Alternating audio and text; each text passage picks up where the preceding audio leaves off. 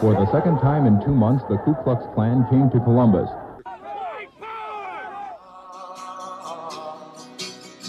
You're probably familiar with the shooting of Walter Scott. Exclusive cell phone video, hear gunshots. They are about 50 feet away from Michael Brown. 15 bullet wounds for no reason whatsoever. Showing a white Chicago police officer shooting a black teenager 16 times. How could you not be here today? This is a human issue. It's about the people. It's about doing what's right. It's about finding truth. It's about ending white supremacy. It's about all of us. It's about standing what the United States is supposed to represent.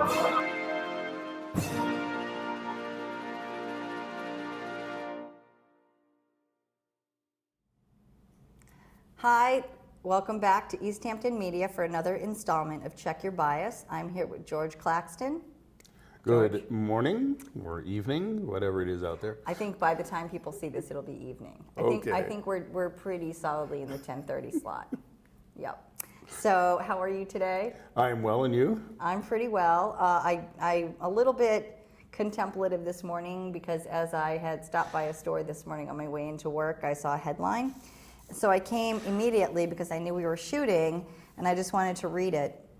In Greenfield, Massachusetts, the county seat of Franklin County, the Greenfield Recorder had this, and we can put this up on the screen, had this headline. And it reads, Counselor Penny Ricketts says she won't back down after racist Photoshop pictures of her sent to department heads. So someone apparently took some pictures that were found on Google and then photoshopped incredibly racist images and then sent them out to all the department heads in the town of Greenfield. I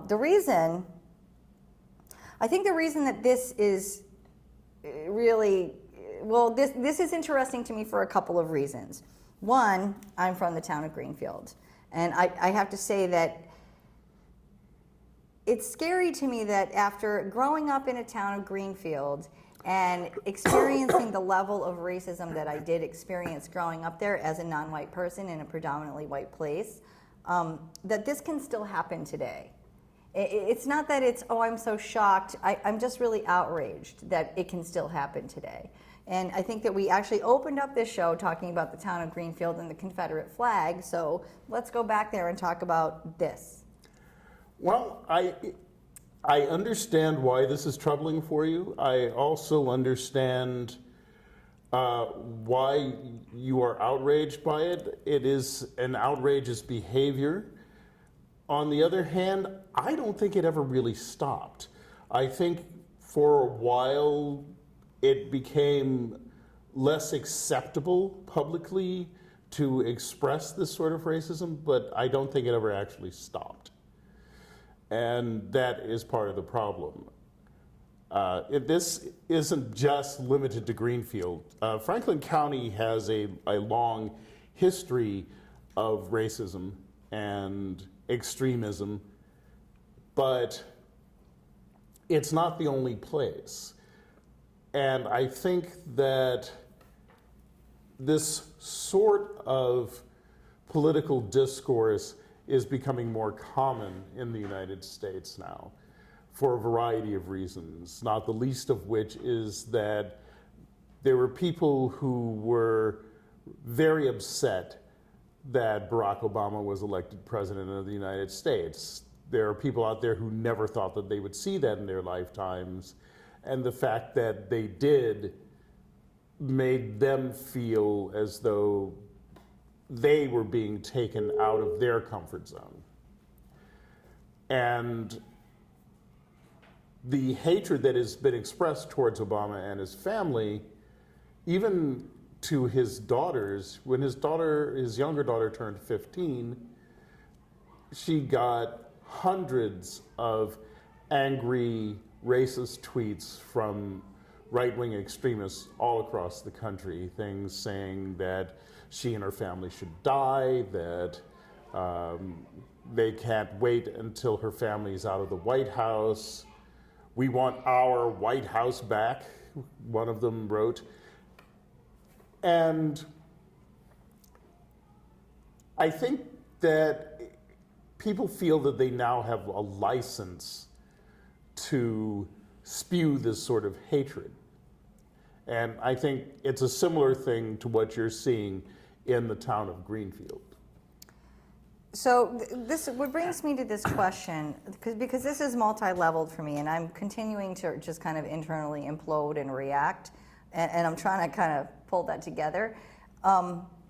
Having grown up in the town of Greenfield, what I see now in the town of Greenfield is that all those people in high school who were who thought it was really okay to use racial terms like chink or nip on me, that I heard use racial terms mostly like nigger or something else on the couple of black people that lived in Greenfield at the time. Not many. Yes, both of them. But, including like my famous story and my famous example that I usually use when illustrating Greenfield and racism is that when I was a freshman in high school, I was walking down the street, Main Street, with a friend who, and a car drove by. It was the car of the then Franklin County Sheriff's son, and somebody in that car screamed out to her, "Nigger lover." Okay, and I just thought, and this is in recent history. This is I'm not that old. I'm kind of an old lady, but I'm not that old of a lady. So now what I see, and the reason I'm telling this isn't for my own personal sour grapes, really, it's really more because now I see those people and they run the infrastructure of the town. That is the generation that is now holds power, holds offices, runs insurance agencies, patrols the streets in police cars, puts up flags in their garage. And so what has this learned? Do we evolve? And what is the purpose of you and I talking about this if we're not evolving? Well, we do evolve, but not everybody evolves at the same rate. And not everybody is necessarily going to change. The fact is that if you were a racist as a teenager, you may still be a racist now. And it doesn't necessarily follow that that's true, but it's one of those things that's more likely than not. And in terms of what was happening in Greenfield, you described some of what you went through there. You'll find that the same thing happens in a lot of rural towns. It's less likely to happen where you have a more cosmopolitan population, something like Northampton, though you'll still see that in Northampton. And it's less likely to happen where you have higher levels of education. But again, it's still going to happen. In the United States, when I was young, and I'm older than you by more than a decade, I remember a time when racial epithets were common in entertainment, on stage, in movies, on television, where calling somebody a jigaboo or a jungle bunny or yellow peril or something of that sort, that was just good old yucks. Everybody had a good laugh about it and you went on to the next scene. That started to go away after the Civil Rights Act in 1964. Because before that, it was legal to say, well, no, you're not allowed in my restaurant. I can't eat at that lunch counter.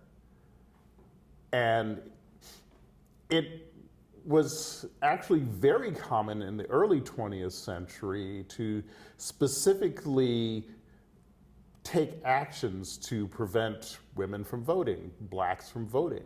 There was a town in Florida where the Klan came in after several of the men there had tried to vote. They destroyed the entire town. They burned every building, they killed over 30 people, and everybody else was chased out of the area. And nothing was done about it. Partially because every law enforcement officer in the area belonged to the Klan, and partially because the state didn't care. The matter of Rosewood, again, it was a massacre of an entire town in 1921. Tulsa, Oklahoma, which at that point was still a majority black city. It had been founded as a black town.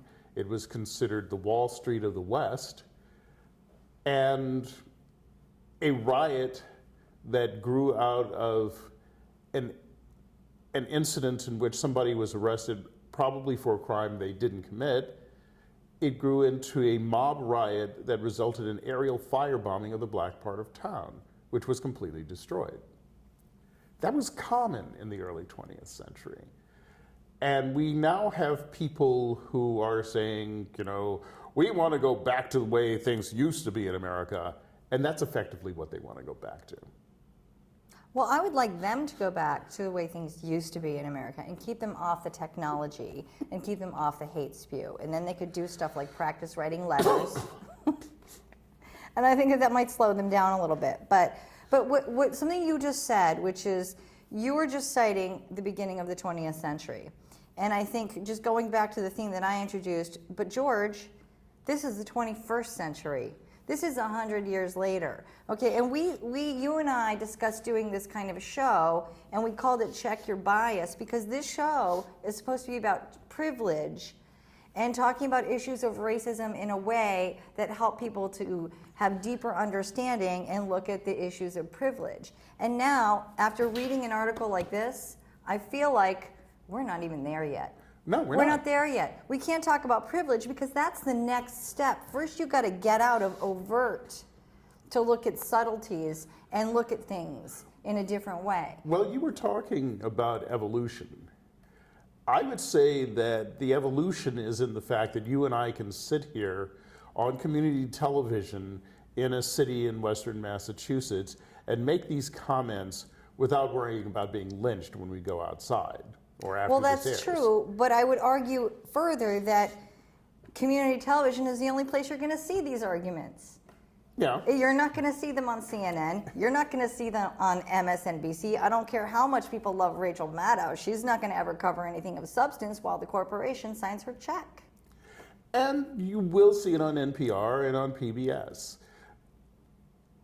But the fact that we can do it at all is a step forward. It's not a big step forward, but it's a step forward. But as I was saying, yeah, after 1964, it's not like things changed immediately.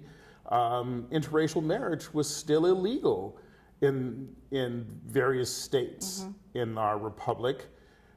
And even after 1967, in the Loving case, in fact, just 2 days ago was Loving Day, was the day the decision came down that allowed interracial marriage in the United States. That didn't actually change until 1971. There were still states in the South that were looking for ways to prevent that from happening. So none of this changes quickly, and the people who believed then that interracial marriage was wrong still believe that. The people who believed that they should be able to attack people for how they look, that hasn't changed. As a matter of fact, it's become part and parcel of some of the recent political campaigns. And you know which one I'm talking about. Well, I guess I'm glad you brought that up because the original question was in a 30-year evolution. I feel personally that this act, which is a hateful act sent to a public figure, she is an elected official. Yes. I feel that this quite possibly would not have happened 5 years ago, which then begs the further question and investigation: what has happened in political discourse where now it's suddenly, I don't want to say okay, but not completely socially unacceptable to send out this kind of a hateful message? Well, I'd go farther. I'd say it's viewed by some people as acceptable. I would say that there are people out there who think that this sort of thing where you're photoshopping a public official's face onto various one of racist the examples, images. Well, We can yes, just one say of the racist. examples that they give here is that they took the face of Penny Ricketts, who is a black woman who lives in Greenfield, and put it on the face of a tribeswoman from the Congo. They did another one where they photoshopped a watermelon under the arm of Penny Ricketts as she was in a public gathering. This sort of thing has been going on for a long time. Again, we go back to the Obama family, where members of the National Republican Committee have sent around images, photoshopped images of Michelle Obama's face on the body of an orangutan, and similar images. This hasn't stopped. But now, because of this particular campaign, which is based on hatred, which is based on stirring the pot, you're beginning to see more of this happening, and more publicly, because the people that the candidate is appealing to are afraid. They are realizing that the people that they've opposed and oppressed for years are gaining positions of power. And they're afraid that they will be treated the way that they have treated others. So I think you're right. I think just having that one national role model, suddenly all of the people who are whining and crying about, well, geez, you just can't say anything anymore.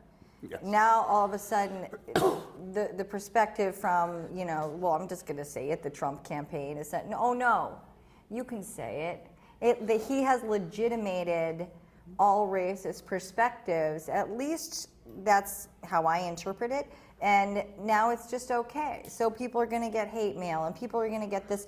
And it's not even like, it's not even hate mail like, I think you're 100% wrong on this issue, and how dare you think this way. This is completely has nothing to do with her work. It's just, that's how someone exerts their power over you.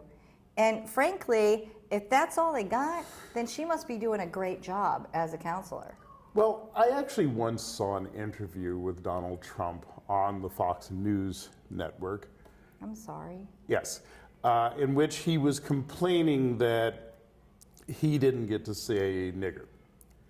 He says, well, those people, they say it to each other all the time. I should be able to say it. Oh, what a great injustice. What a great injustice. And what it comes down to is, Donnie, you can say it.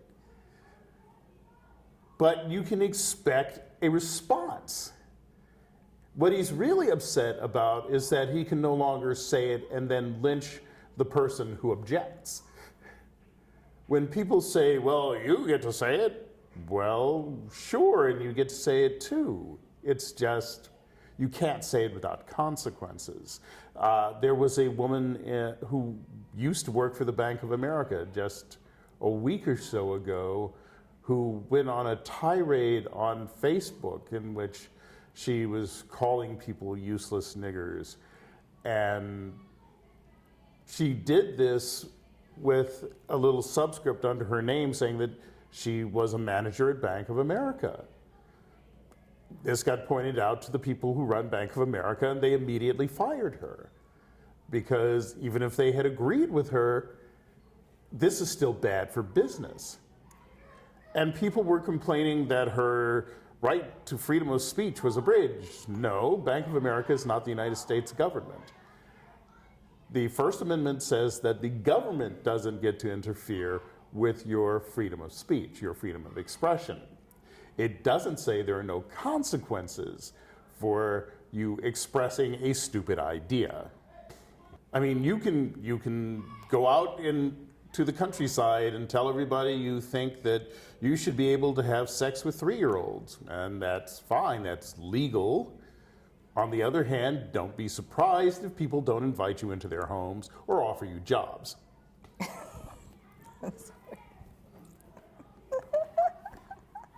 Why? But And that's why, in this case, because Penny Ricketts is a public official, she's a public person, and while it may be hateful what they did, there's really no legal recourse for it because It's legal under our terms of political speech. It's vile, it's monstrous, and clearly the person who did it is a coward because he didn't sign his name to it. But it's one of those things that we accept in this country as part of our political speech. You know, for a while in the mid-20th century, we were sort of soft-pedaling everything in our politics. If you look back in the 19th century, the things that they said about the candidates, even under the wider perspective of political speech, things like Van Buren kisses the devil's butt in hell. It was a popular song during that election period. Van Buren won. Anyway, at the time that that Thomas Jefferson was running for the presidency, we're making a big deal about his affair with Sally Hemings. Now that turned out to be true. We know now that Thomas Jefferson did in fact have an affair with Sally Hemings and clearly produced children with Sally Hemings. Who is also his late wife's sister. Yes. So. And looked a lot like the His late late wife. wife. And he was madly in love with his wife, who died. So having somebody there who looks like your beloved wife, you can sort of understand how that relationship developed. But, in fact, a friend of mine just wrote a book on the subject. But they made a big point of talking about that. He got elected anyway because some people saw this as being an unacceptable thing to discuss because it was a common occurrence in the South. I can point to my own ancestry as proof of that. But the rough and tumble of politics in the 19th century was much, much worse than it was in the mid-20th century. And we're getting back towards that, which is not necessarily a good thing. Well, and that's what it feels like. And in the context that history does tend to go through cycles and the pendulum swings, it feels like it's swinging in a way that I'm not particularly proud of as an American citizen. But I think that for the people at home and for the people that watch this show and for the sake of dialogue, is what happens when someone relegates you to the status of other. So there's mainstream, and in this case, and for the purpose of this show, we're calling mainstream white America. And then what happens to someone over time when they're relegated to other, as the non-white, the unaccepted, the ridiculed, that it's suddenly socially acceptable to, well, it's not sudden, but it's socially acceptable to make fun of people in this way, to put them in the status of other for the purpose of disempowerment. That these emails are an attempt at humiliation. Yes. So if it's not humiliating to Ms. Ricketts, it's really a failure, which I think that this is probably how it will play out. And in some ways, however offensive it is, it simply highlights that we're not there yet. And in some ways, I think perhaps that's positive, if that's a lesson that people take away from this. But what happens? Can you explain to our audience at home, like what happens when you're constantly relegated to the position of other? Because I know I can say from my own personal experience what happens. I can say in people that I've seen grow up with racism what I think happens. But what happens for you? It varies, really, depending upon the individual and what support they get. One of the reasons that Penny Ricketts can deal with this the way she's dealing with it is she's getting a massive amount of support from the local community, from the other people in the town government, from the police department there, and from her friends and family. Mm-hmm. If you don't have that sort of support, constantly being relegated to the position of other can destroy you. And it has destroyed people. People have committed suicide. We are filming this a few days after a massacre at an Orlando dance club. It was, I think, like a gay bar dance club in Orlando called The Pulse. There are lots and lots of homosexual men and women in America who've been relegated to the position of other, and it has caused them to turn to drink and to drugs, and teenagers who have been made homeless when they were thrown out of their parents' houses. It can ruin your life. And one of the things that happened after the 1964 Civil Rights Act is, as people were being pushed to turn away from hating people like you and me, they found somebody else to hate, in this case, the gay community. Recently, last year, the Supreme Court found that across all 50 states and all U.S. territories, gay people can marry. They've now become more mainstream. For people who were looking for someone to hate, that drove them nuts. They found that Catholics were no longer the acceptable target as they were in the 1840s when we had riots in the street and people were slaughtering Catholics and burning Catholic churches. Jews are no longer acceptable to attack after the Holocaust, though there are still people, of course, who deny the Holocaust. Blacks were not as easy to attack after the Civil Rights Act. Asians were no longer as easy to attack after the Civil Rights Act. And now, what? You're not letting us attack homosexuals either? People were starting to feel that they were losing control. At a recent Trump rally just a couple of days ago, there was a reporter who was tweeting the responses and remarks from the crowd around him, which included things like the gays had it coming, that get those blacks out of the White House, you know, no more immigration, everything's the fault of Muslims. And that campaign is drawing on that power. That campaign is legitimizing that sort of belief. And it's one of the reasons that he's getting the support that he does. And this isn't just an attack on Trump. There are people in more local races that use the same sort of scare tactics. They're coming for your jobs, and yet they're still too lazy to work. It's Schrodinger's immigrant, who both takes your job and doesn't work. But you see this again and again through history. Right now in Britain, they're about to take a vote on whether to remain in the European Union. The group interested in exiting the European Union is mostly using the fear of immigration as the reason for leaving the European Union. Because right now, if you have an EU passport, you can go across all borders and enter any country you want and work there. And they're afraid both of Muslims coming into the country and of Eastern Europeans coming into the country. And we've seen that before in our own country. In the early 20th century, the idea of Eastern European immigrants was horrific, both because many of them were Catholic and many of them were Jewish.